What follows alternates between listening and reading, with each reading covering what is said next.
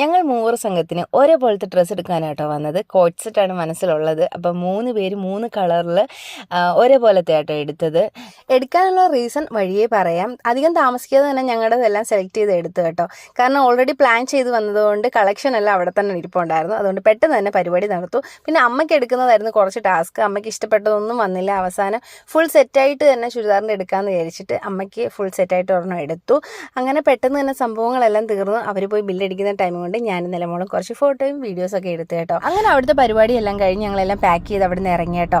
ഇറങ്ങിയിട്ട് ഞങ്ങൾക്ക് വേറൊരു സ്ഥലം വരെ പോകണമായിരുന്നു. പോകുന്ന വഴി ജസ്റ്റ് ഒന്ന് സ്റ്റുഡിയോ കണ്ടപ്പോൾ ഒന്ന് കയറി കേട്ടോ. യാതൊരു പ്ലാനും ഇല്ലായിരുന്നു സ്റ്റുഡിയോ കയറണം എന്നുള്ളത്.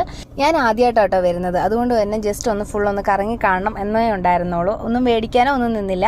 പിന്നെ നിലമോൾക്ക് ഒരുപാട് കളക്ഷൻസ് ഒക്കെ കിടക്കുന്നത് കണ്ടു കേട്ടോ. ഒരുപാട് അവൾക്കും ഇഷ്ടപ്പെട്ടു, എനിക്കും ഇഷ്ടപ്പെട്ടു. അപ്പോൾ നെക്സ്റ്റ് ടൈം വരുമ്പോൾ എന്തായാലും പർച്ചേസ് ചെയ്യാമെന്ന് പറഞ്ഞിട്ടുണ്ട്. അപ്പോൾ ഇന്നത്തെ വീഡിയോ ഇത്രയേ ഉള്ളൂ. Tata bye bye.